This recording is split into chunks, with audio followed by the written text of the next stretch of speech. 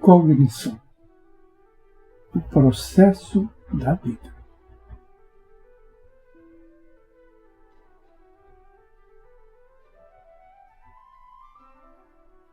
Os três critérios fundamentais da vida, padrão, estrutura e processo, estão a tal ponto estreitamente entrelaçados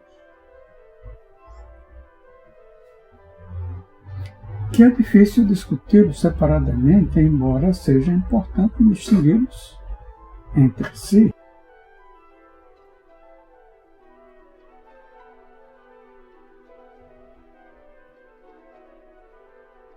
A autopoiese, o padrão da vida, é um conjunto de relações entre processos de produção.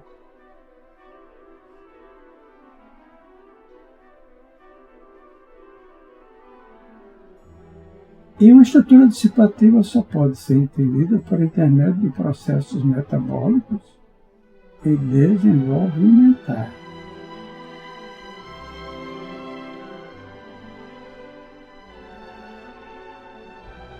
A dimensão do processo está, desse modo, implícita tanto no critério do padrão como no da estrutura.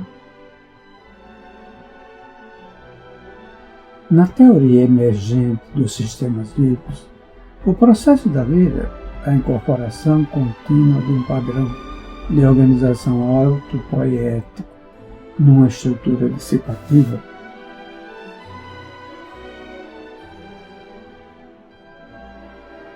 é identificado com a cognição, o processo de conhecer.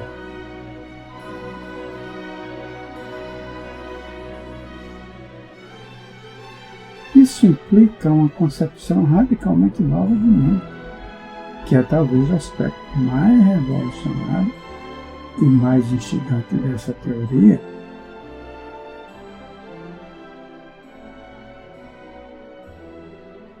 uma vez que ela promete, finalmente, superar a divisão cartesiana entre mente e matéria.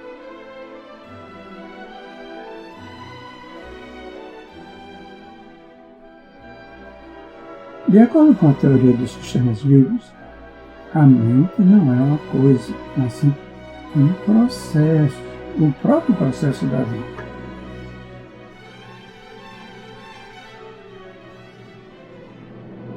Em outras palavras, a atividade organizadora dos sistemas vivos, em todos os níveis da vida, é a atividade mental.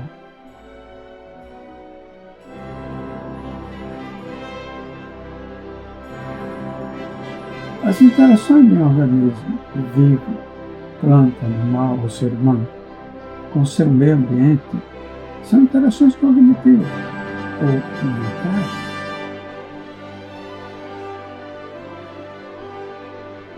Desse modo, a vida e a cognição se tornam inseparavelmente ligadas.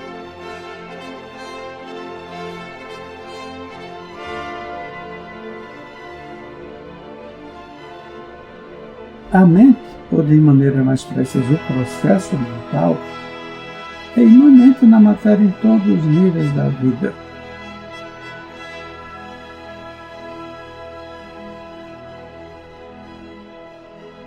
A nova concepção de mente foi desenvolvida independentemente por Gregor Bateson e por Humberto Maturana na década de 60.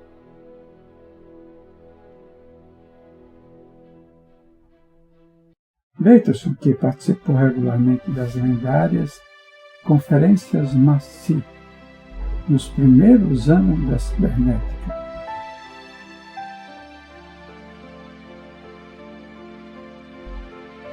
foi um pioneiro na aplicação do pensamento sistêmico e dos princípios da cibernética em diversas áreas.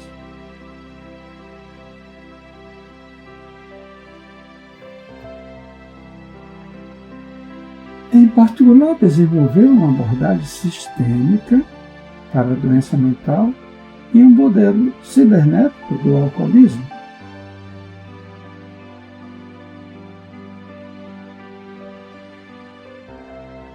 que o levou a definir processo mental como um fenômeno sistêmico característico dos organismos vivos.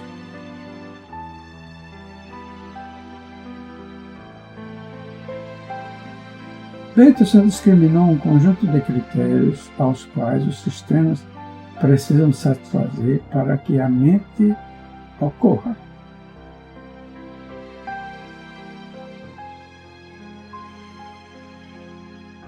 Qualquer sistema que satisfaça esses critérios será capaz de desenvolver os processos que associamos com a mente: aprendizagem, memória, tomada de decisões e assim por diante.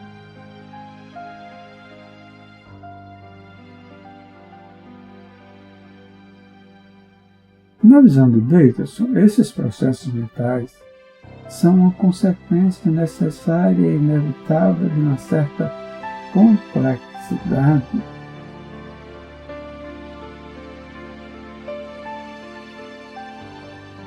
que começa muito antes de os organismos desenvolverem cérebros e sistemas nervosos superiores.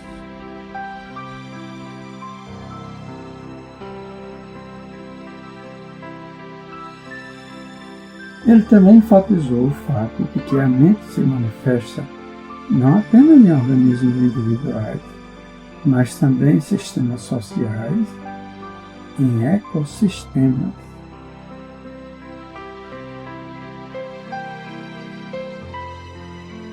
Peterson apresentou a sua nova concepção de processo mental pela primeira vez em 1969, no Havaí.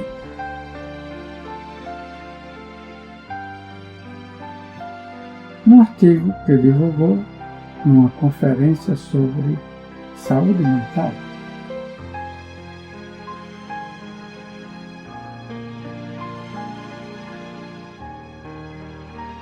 Foi nesse mesmo ano que Maturana apresentou uma formulação diferente da mesma ideia básica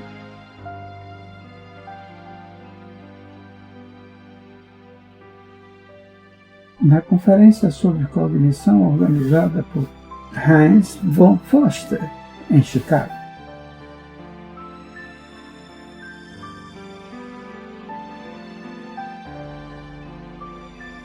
Portanto, dois cientistas, ambos fortemente influenciados pela cibernética,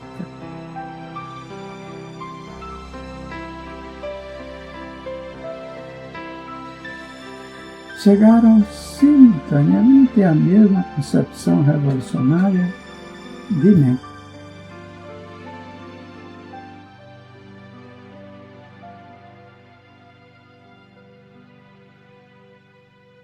No entanto, seus métodos eram muito diferentes, assim como eram as linguagens por cujo intermédio descreveram sua descoberta revolucionária.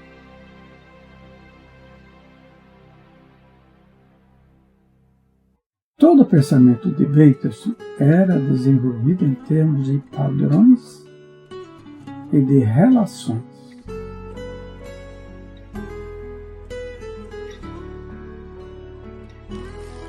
Seu principal objetivo, assim como o de Maturana, era descobrir o padrão de organização comum a todas as criaturas vivas.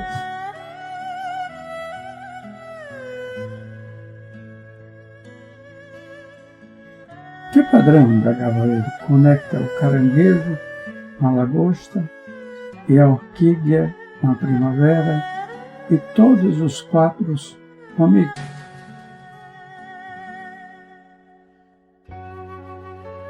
E eu com você.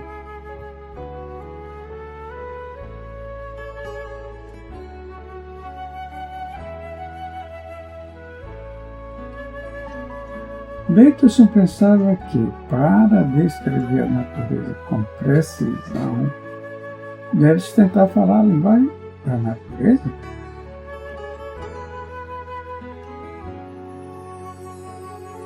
A qual, insistiu, é uma linguagem de relações.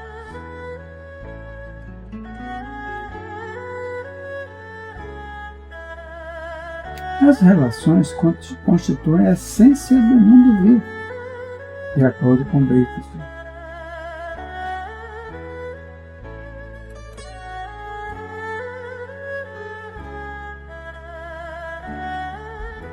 A forma biológica consiste em relações e não em parto, e ele enfatizou que esse também é o modo como as pessoas pensam. Por isso deu ao livro no qual discutiu suas concepções de processo mental o nome de Mind and Nature, a Necessary e a Unity.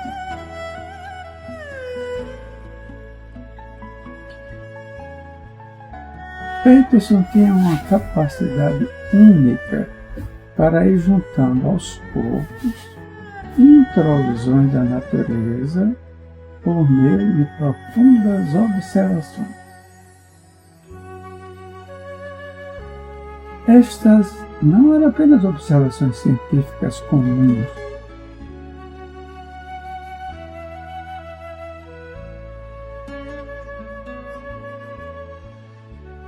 Ele, de alguma maneira, era capaz de observar com todo o seu ser uma planta ou um animal com empatia e paixão.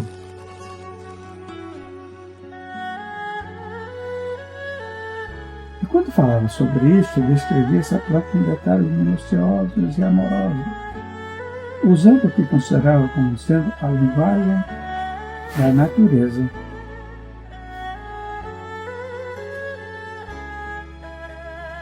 Para falar a respeito dos princípios gerais que ele deduzia de seu contato direto com a planta.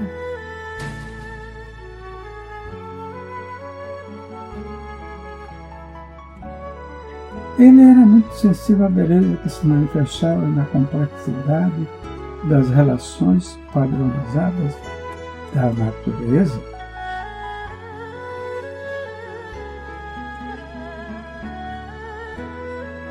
E a descrição desses padrões proporcionava-lhe grande prazer estético.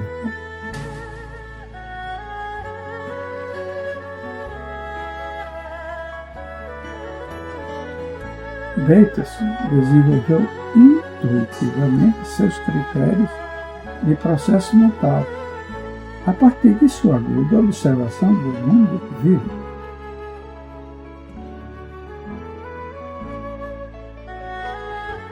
Era claro para ele que o fenômeno da mente estava inseparavelmente ligado com o fenômeno da vida.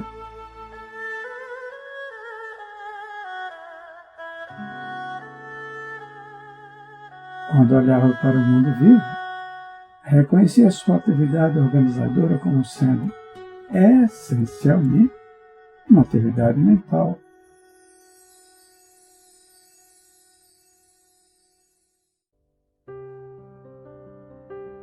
Em suas próprias palavras, a mente é a essência do estar vivo.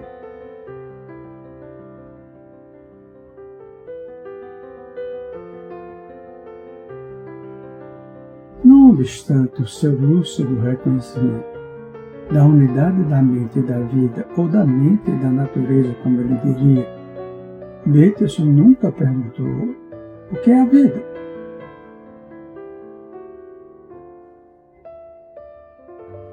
Ele nunca sentiu necessidade de desenvolver uma teoria ou mesmo um modelo dos sistemas vivos.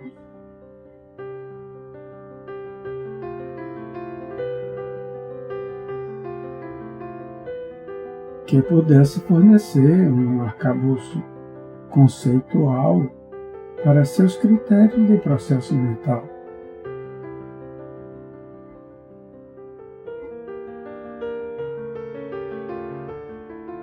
Desenvolver esse arcabouço foi precisamente a abordagem de Maturana.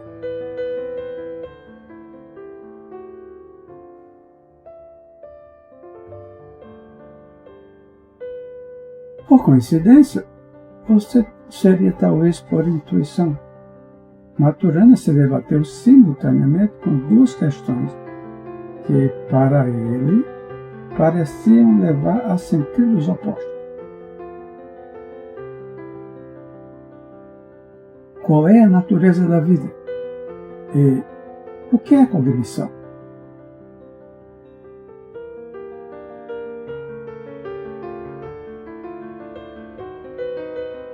Finalmente, ele acabou descobrindo que a resposta à primeira questão, a autopoiese, lhe fornecia o arcabouço teórico para responder à segunda.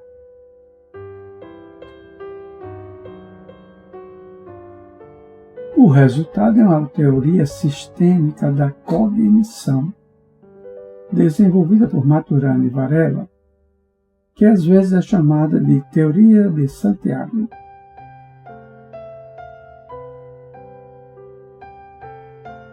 A introvisão central da Teoria de Santiago é a mesma que a de Bateson, a identificação da cognição, o processo de conhecer, com o processo da vida.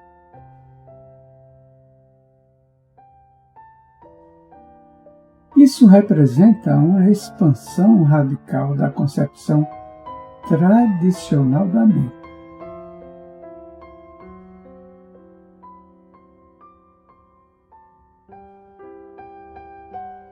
De acordo com a teoria de Santiago, o cérebro não é necessário para que a mente exista.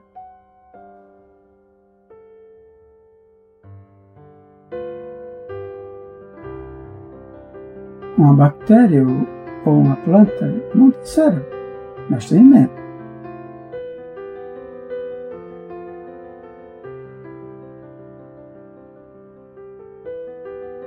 Os organismos mais simples são capazes de perceber e, portanto, de cognição.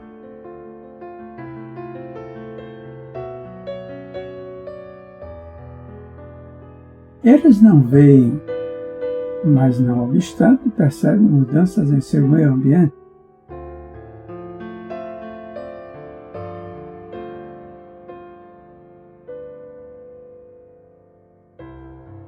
Diferenças entre luz e sombra, entre quente e frio, concentrações mais altas ou mais baixas de alguma substância química e coisas semelhantes.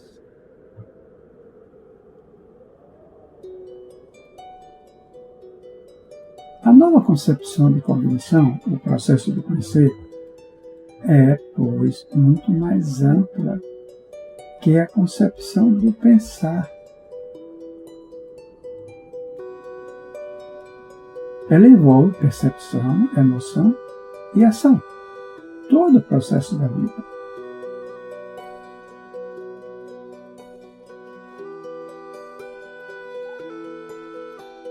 No domínio humano, a cognição também inclui a linguagem, o pensamento conceitual e todos os outros atributos da consciência humana.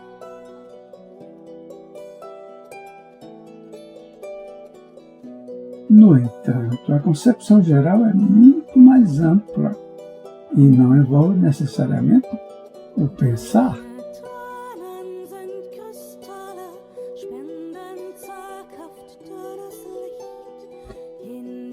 A teoria de Santiago fornece, a meu ver, o primeiro arcabouço científico coerente que, de maneira efetiva, supera a divisão cartesiana.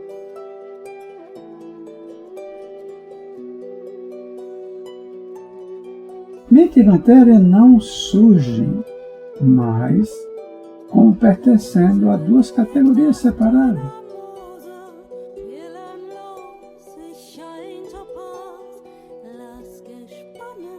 mas são concebidas como representando simplesmente diferentes aspectos ou dimensões do mesmo fenômeno da vida.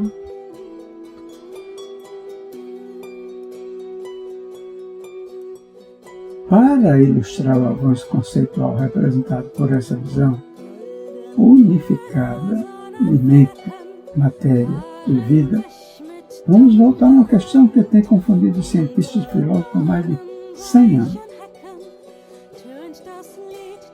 qual é a relação entre a mente e o cérebro.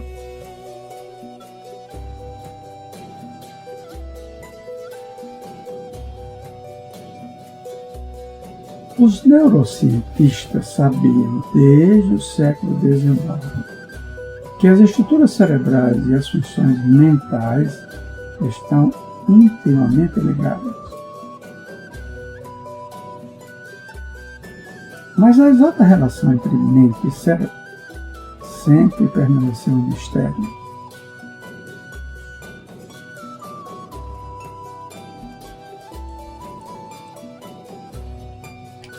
Até mesmo recentemente, em 1994, os editores de uma antologia intitulada Consciousness in Philosophy and Cognitive Neuroscience afirmaram sinceramente em sua introdução, mesmo que todos concordem com o fato de que a mente tem algo a ver com o cérebro,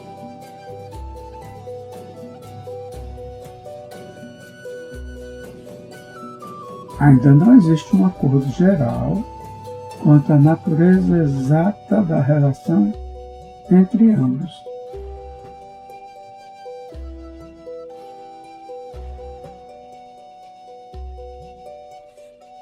Na teoria de Santiago, a relação entre mente e cérebro é simples e clara.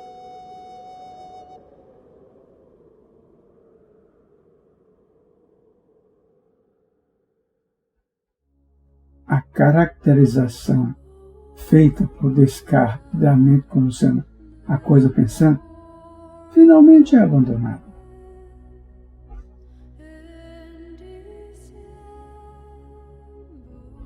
A mente não é uma coisa, mas um processo. O processo de cognição que é identificado com o processo da vida.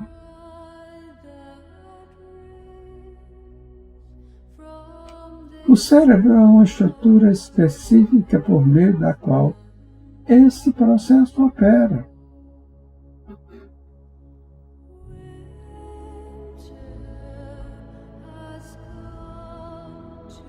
Portanto, a relação entre mente e cérebro é uma relação entre processo e estrutura.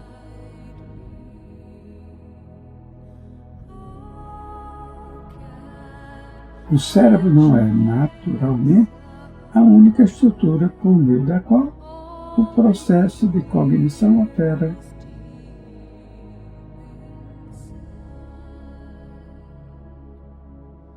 Toda a estrutura dissipativa do organismo participa do processo da cognição, quer o organismo tenha ou não um cérebro e um sistema nervoso superior. Além disso, pesquisas recentes indicam fortemente que, no organismo humano,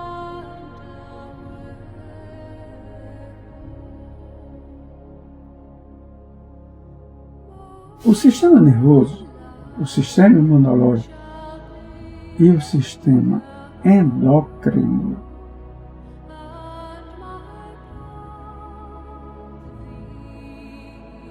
os quais tradicionalmente têm sido considerados como 3 sistemas separados, formam, na verdade, uma única rede cognitiva.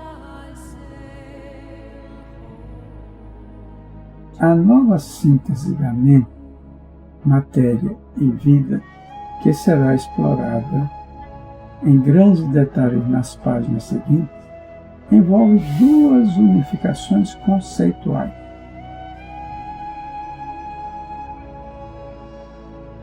A interdependência entre padrão e estrutura permite-nos integrar 2 abordagens da compreensão da natureza.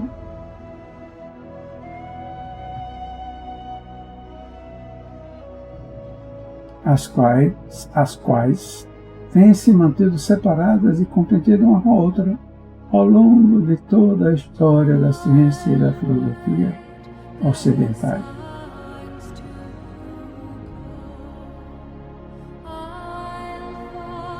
A interdependência processo e estrutura nos permite curar a ferida aberta entre mente e matéria.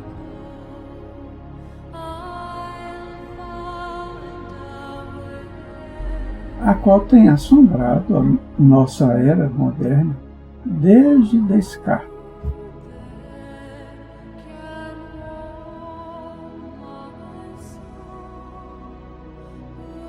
Juntas, essas duas unificações fornecem as três dimensões conceituais interdependentes para a nova compreensão científica da vida.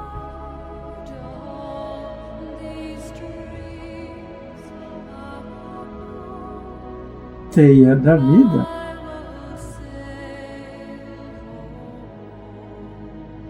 Fritjof Capra.